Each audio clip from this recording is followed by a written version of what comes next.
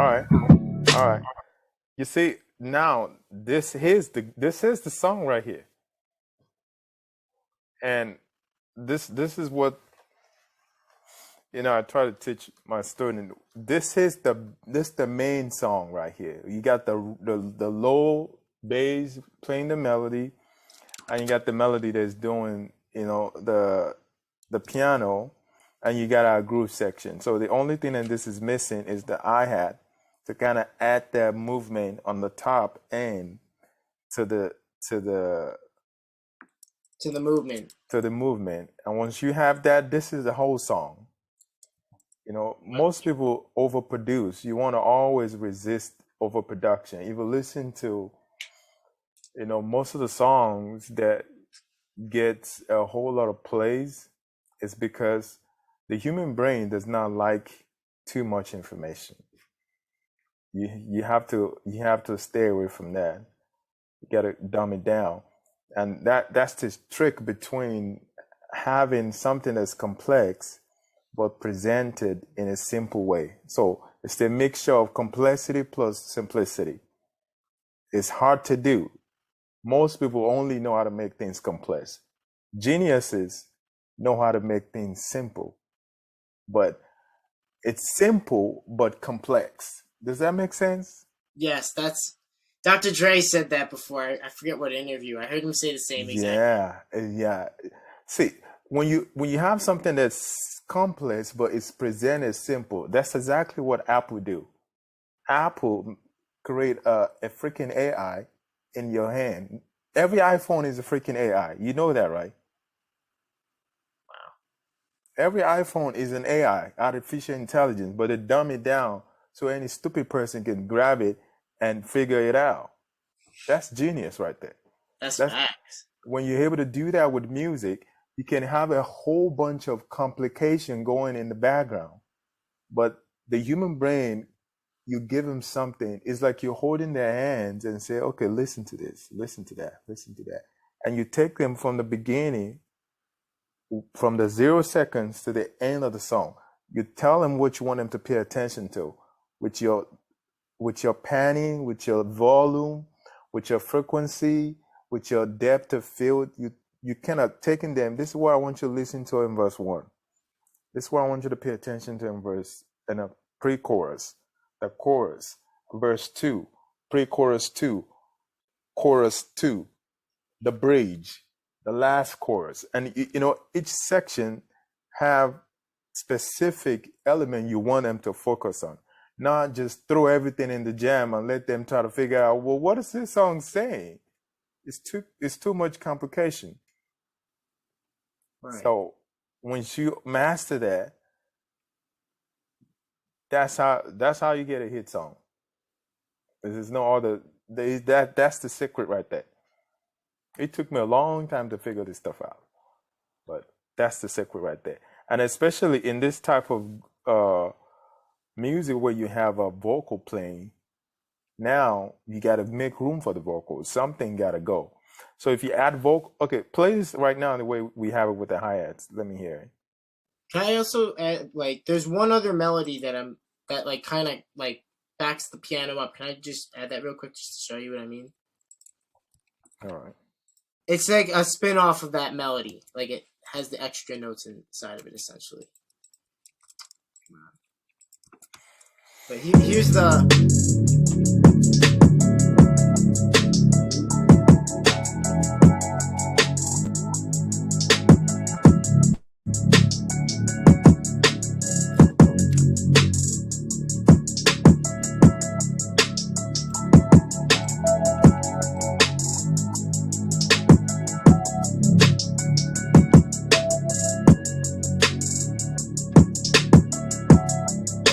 Okay.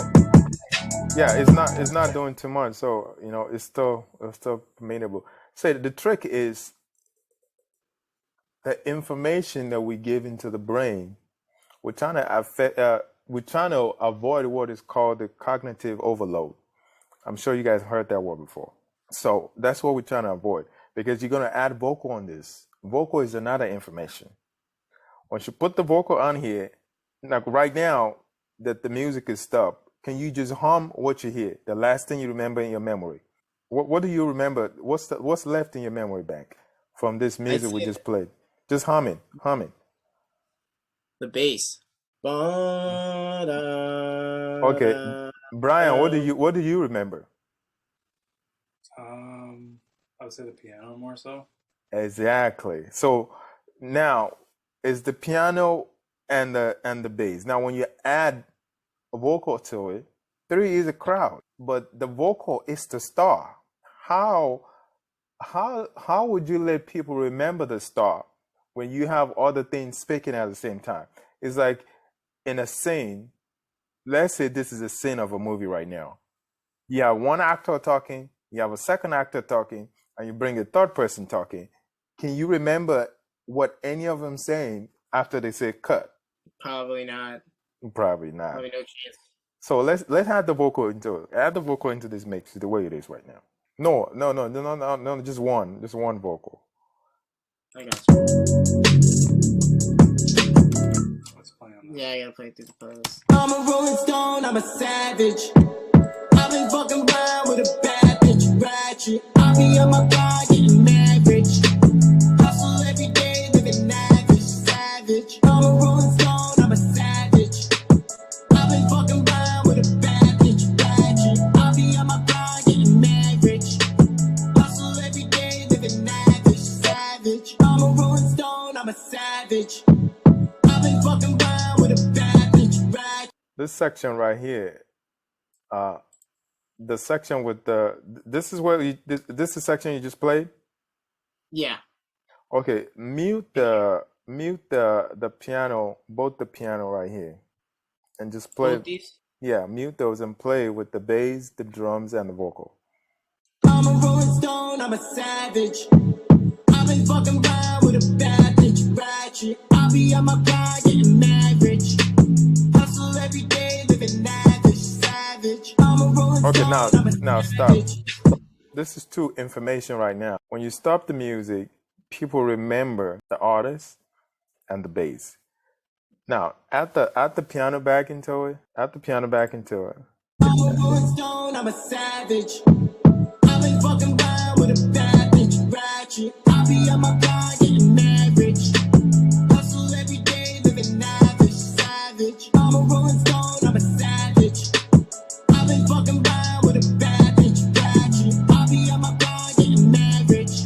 Okay, stop. Hustle every day, living lavish.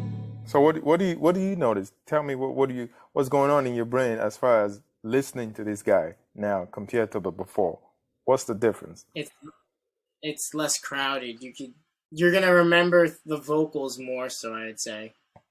Now take that piano out and put that pad that you said was important earlier. You remember that pad? The one that The has rhythm? chord? No, that other one that has chord Yeah, in it. yeah. That one right there. Yeah. Let's put that one in the mix. Yeah, that's what's in there. Yeah, let me hear It's it. just that playing right now. I'm a rolling stone, I'm a savage. I've been fucking around with a bad bitch, ratchet. I be on my grind, getting marriage. Hustle every day, living lavish, savage. I'm a rolling stone, I'm a savage. I've been fucking around with a bad bitch, ratchet. I be on my grind, getting married. All right. Now the question is, which one makes the song more crowded? This one or the other piano that we put in earlier? I would say the melody, but I feel like I'm wrong. Brian? I feel like this one, the chords are a lot more tucked. Like they're very. Yes, the melody make it more crowded. This one kind of fit in the groove. You know why? Who can tell me why? Yeah, I don't know. That's The about me. positioning of where the chords are at. It's the accents, I think. I think that's more so. Yeah, because the piano is a melody. So it's a melody because it's a changing notes. They pam pam pam pam pam. They're moving, and the melody of the vocal is moving too because the vocal is a melody. Anything that's a single note is a melody. The piano is a melody. The bass line is a melody. So that means you have three information the brain has to pay attention to. And human brain does not like complication. That's why people usually just tune turn people off because they're overloading their brain. And if you understand human being, they don't like to overuse their brain. Human being always will conserve their brain power anytime they can get. So that's the reason why a lot of music don't make it, because it's too complicated. If you listen to the great producers of our time, Max Martin.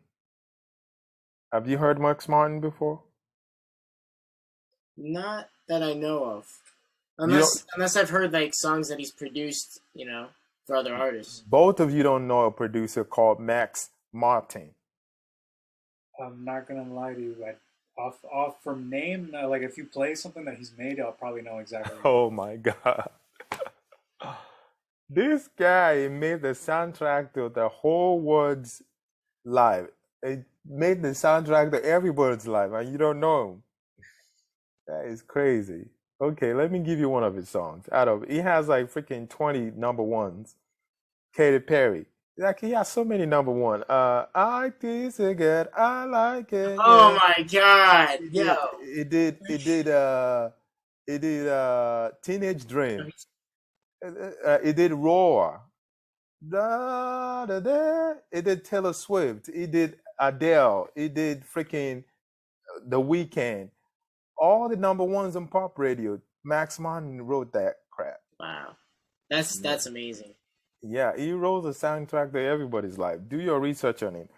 I learned all this stuff from doing research on him. All this stuff that I'm teaching you, I learned from him. The guy is a genius. So this are the technique that people use to make hits, bro. This is it right here. This is the keys to the kingdom. Don't overload the people's brain.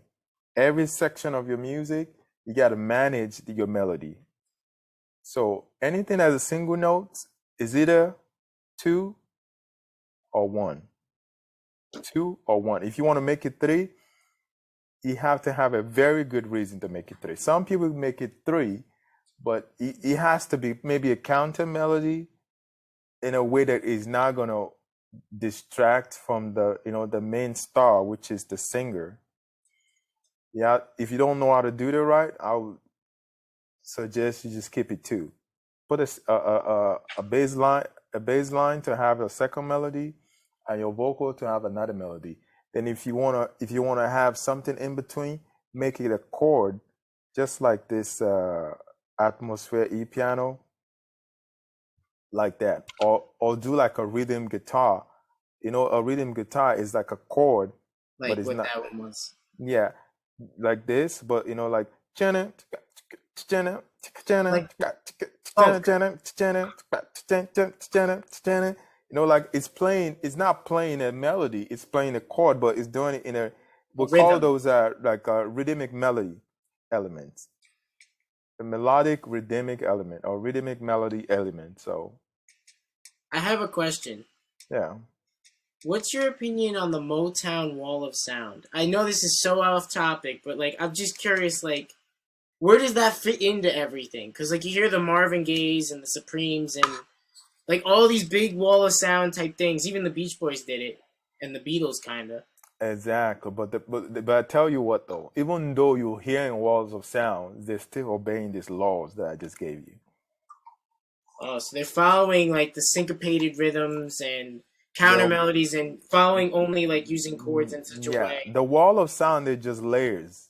That's what gives you the wall of sound. They're still playing the same thing. They can have, one like 200 layers of horns playing the same melody, and they can layer that with the strings, but they're doing the same thing. They're not adding more information. It's creating a texture. They just adding texture, because you cannot add too much information to the brain. You're gonna lose them.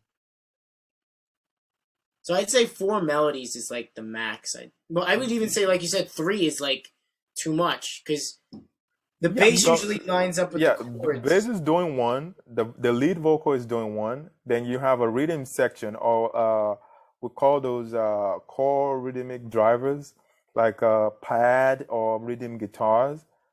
Those are doing 1. Then you can have a 4th one, which is overdoing it, But you can have a fourth one which is doing counter melodies, but you got to be careful with that. If you don't know what you're doing, most people will do that. They use it wrong. You got to know what you're doing to be able to use the fourth element properly without creating chaos.